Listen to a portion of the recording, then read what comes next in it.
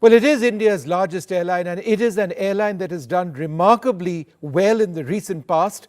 IndiGo has just announced its quarterly results. The numbers are fairly staggering. Revenue from operations is up at 29.8%. The load factor is at 88.6%. That's up from 79.6% last time around. Profit significantly for the airline is up at 236%. Now, these are just statistics, but the story of IndiGo, as it continues to grow in this hyper-competitive market, which is the Indian civil aviation sector, is something which is truly remarkable. We've got a very special guest, the CEO of IndiGo, Mr. Pieter Elbers. Thanks very much, Mr. Elbers, for being with us. First question, is it pent-up demand that we are seeing, which has resulted in so many more passengers on your flights, or is this finally a return to normal, which obviously we didn't see during the COVID period?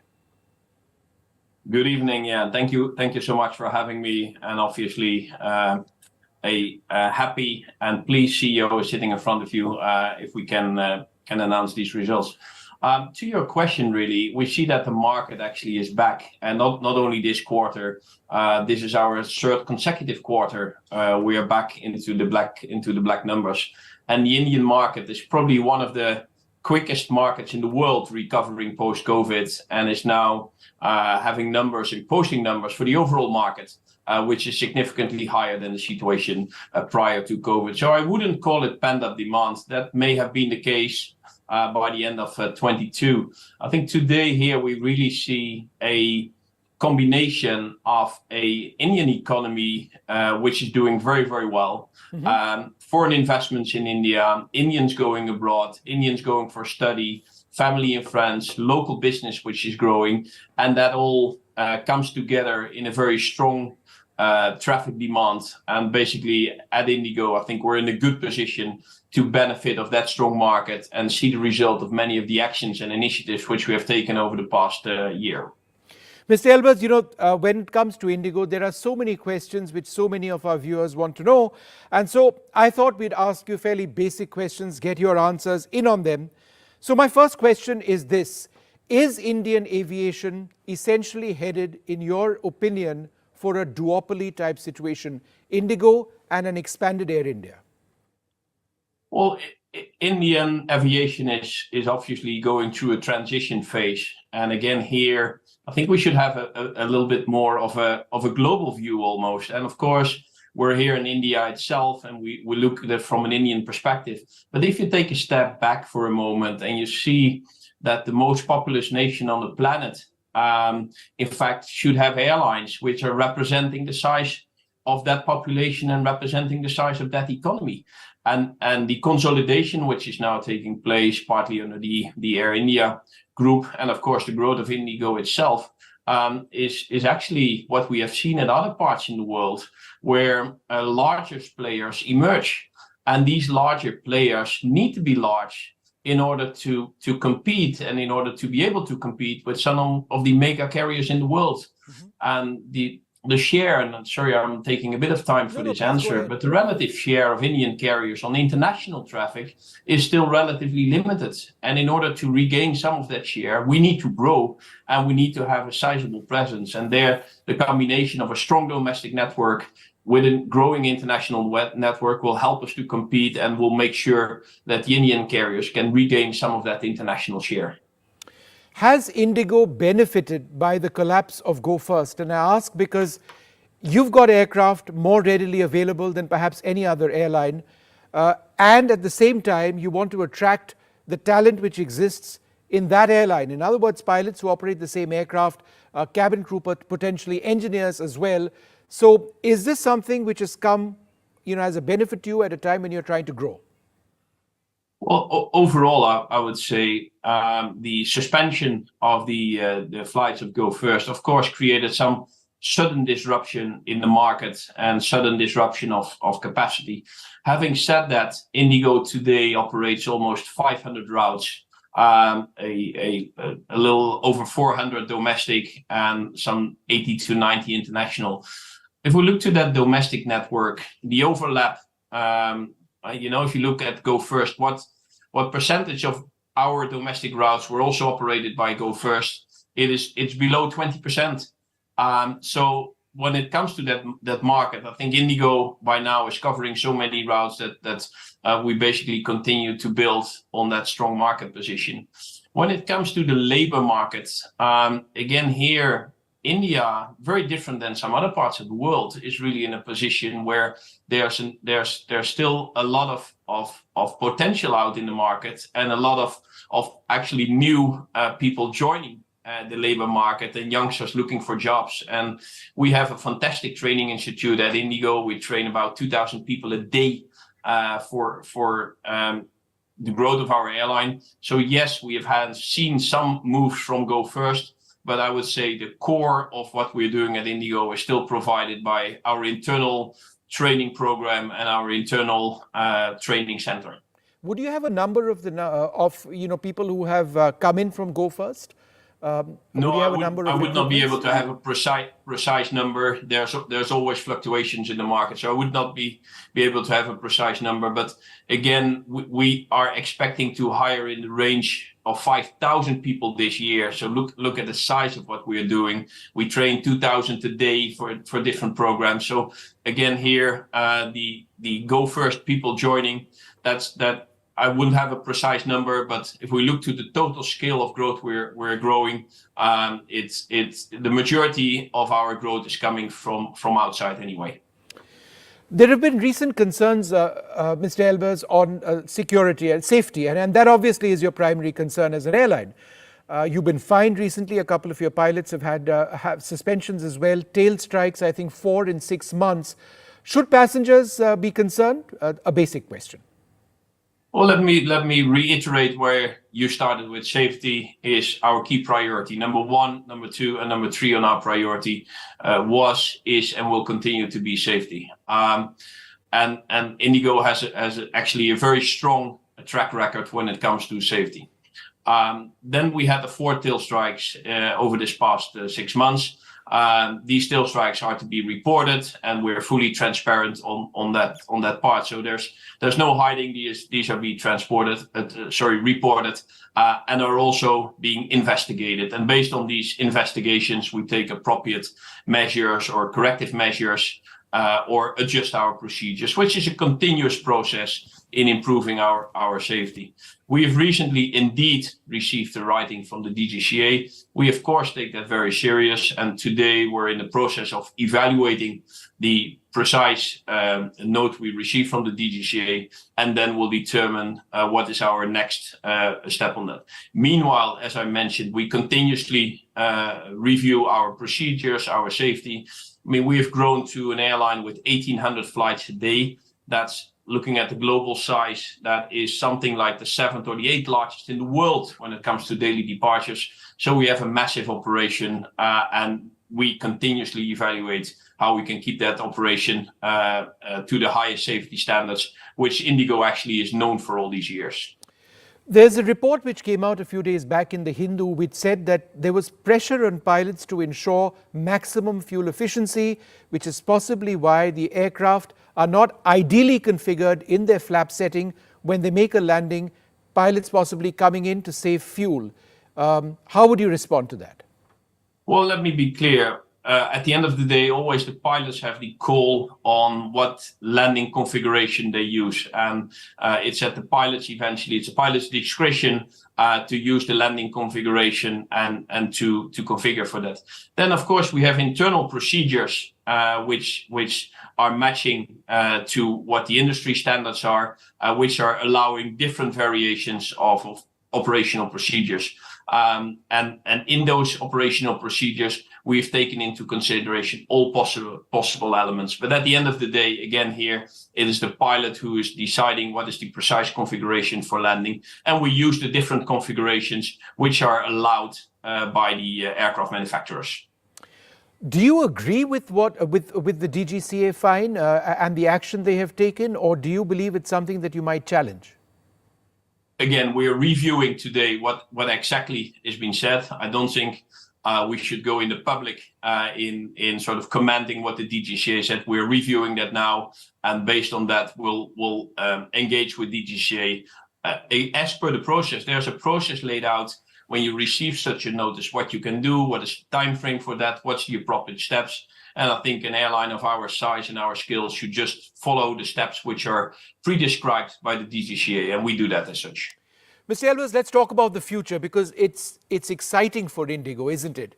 And I must ask you this, is IndiGo looking to acquire twin-aisle long-range jetliners? I'm not talking about the short-term acquisition of 777s. I'm talking about, are we going to see, who knows, A350s or Dreamliners? That was a rumor, in IndiGo colors, twin-aisle aircraft in the future.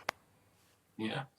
Well, the good news is there's rumors every day. But to your earlier question, I mean, yes, the future is exciting. India today, I would dare to say, with a lot of confidence, actually, is the most vibrant aviation market in the world.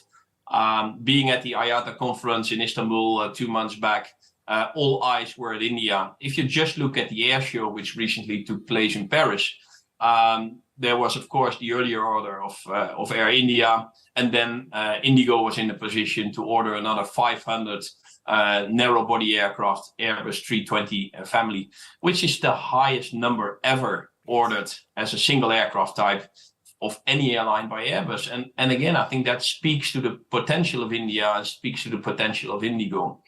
If we look to the geographical position of India, we are very well positioned, not only for the Indian market itself, but also for international travel. And as such, we're expanding very significantly international. Over the next few weeks, we're adding another 6 international destinations. 2 days from now, we start flying Mumbai to Nairobi. It's the first time actually IndiGo will be touching on African soil. So look at that from a network perspective. 2 days later, we start our flight to Jakarta. 2 days later, we start our flights into Central Asia from Delhi. Mm-hmm. So we're actually actively building up that network. Then we have Airbus 321 XLR on order as well. They will be coming end of 24, maybe early 25. That will be the next step. They will bring us further into Europe and will bring us also further into Asia. We have kept always all options open for after that. I would like to sort of stick to that position today. We have a firm planning and agenda for our 321 family, for our XLRs, and whatever it comes next, we have not ruled out anything, and we keep all options open towards the future. In fact, the XLR was my next question. There have been range issues with the A321 XLR. Is IndiGo worried about, the orders that you've placed or the faith that you've placed on this variant? Because, for example, Delhi to London direct, on the basis of the reconfiguration or the redesign of the additional fuel tank, some would suggest might be a problem. Yeah, I've read the very same reports as you're referring to, and of course we're in close contact and communication with Airbus on what's going to be the precise configuration and what's going to be the precise range. And of course, we've looked at these aircraft and we've taken a position for these aircraft based on a certain range. I think it would be a bit premature today to precisely say which routes could be operated and could not be operated. That really depends on Airbus. It also depends actually on our configuration, what's going to be the precise number of seats, what's the routing take place. Having said that, I think there's a lot of routes, even in today's network. Let me come back to the earlier example. We start now flying Mumbai into Nairobi. Mm-hmm. We cannot fly with today's aircraft Delhi into Nairobi. We could fly with the Airbus 321 XLR Delhi Nairobi. So if we park the whole London story for a moment, I think there's still a lot of opportunities in the range of 6 to 7 to 8 hours, which, irrespective of the precise outcome you're referring to, would offer great new opportunities for us to fly out of Delhi, Mumbai, Hyderabad, Bangalore. All these great Indian cities will have a lot of potential for us to further build our network. I mean, take Singapore. We fly out of 7 different cities in India to Singapore. So we could even stretch that further into Indonesia. We start flying now from Mumbai into Jakarta. With the XLR, Delhi, Jakarta could be another option. So we start adding and building on that network international. But you would agree, Mr. Elbers, that West Europe would be a problem, given what we're hearing about the XLR? I think that's really too early to say that. Mm-hmm. If I were to comment on every speculation in the media, what's going to be the precise range of an aircraft, that would pretty much consume half of my day.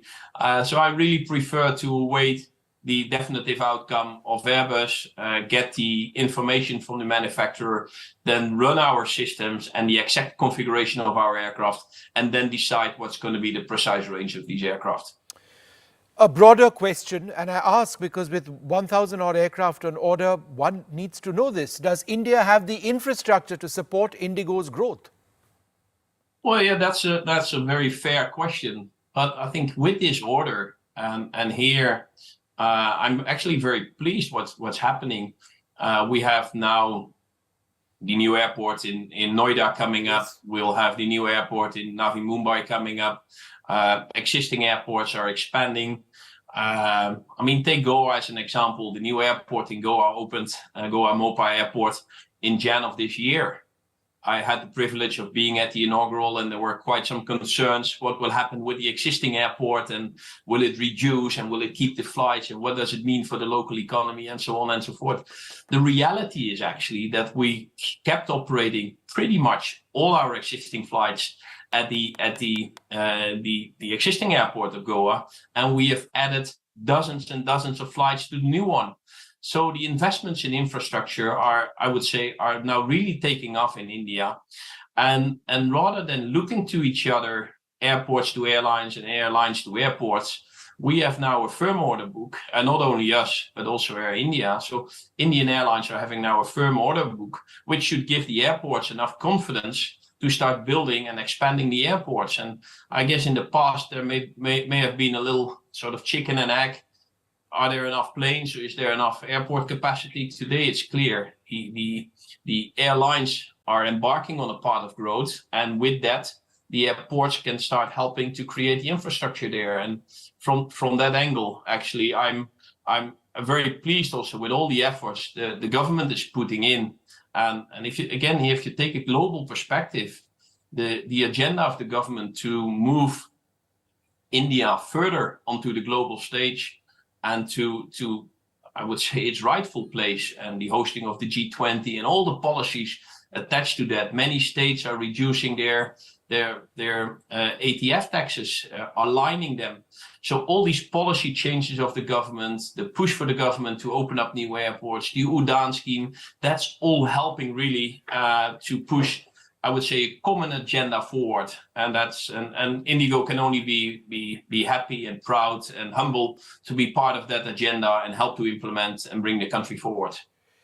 Mr. Elbers, two questions as we wrap up this discussion. A very passenger-centric sort of question, and I think I'm asking this myself. Will we ever see in-flight entertainment systems on IndiGo aircraft?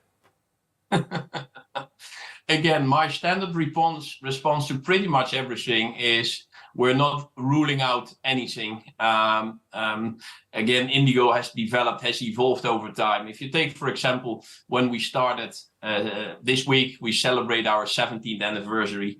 Think about that. 17 years ago, we had one flight starting, and today we operate 500 routes, 1,800 flights a day, and we welcome this quarter a record of 26 million customers in a quarter. And as recent as May, we had a record of 3 lakh customers a day. So we evolve over time. And with that evolving, we are further upgrading our loyalty program, for example. That's a customer question. We have one today, which is linked to a credit card. We're further developing and evolving that. So I'm not ruling out anything. With that, maybe just a quick reaction. If I see the number of customers on a plane, especially in a digital savvy country as India, who is all having their own phones, some of them even 2, it is actually more likely to develop in that range for domestic flights rather than anything else. And a final question. 500 aircraft on order. You are the key person involved in all of this. Negotiations must have gone on for months. Were you tense? Were you nervous? Were you worried? My God, we are committing so much. What if the market doesn't really develop? What if aviation turbine fuel goes out of control? Could you share with us some stories that you've not said anywhere else about, the negotiations themselves? I mean, it would have taken a toll on you. Yeah, well, the good part, and thanks for that more personal angle to the talk. I really appreciate that.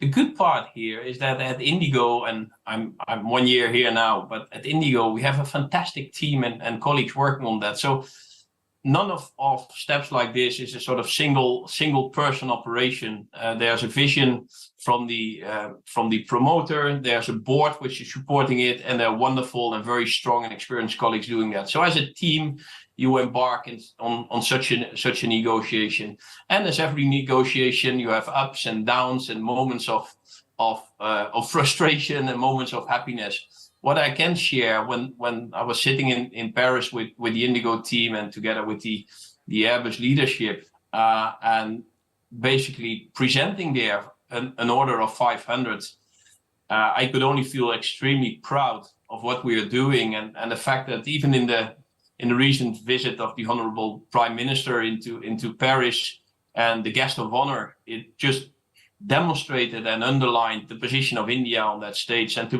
be part of that growth story together with all my colleagues at IndiGo, it's an humbling and yet very energizing experience. Mr. Elbers, congratulations. Fantastic quarterly results. And, IndiGo and India's plans for the future in aviation, they seem so closely tied. Thank you very much for speaking to us.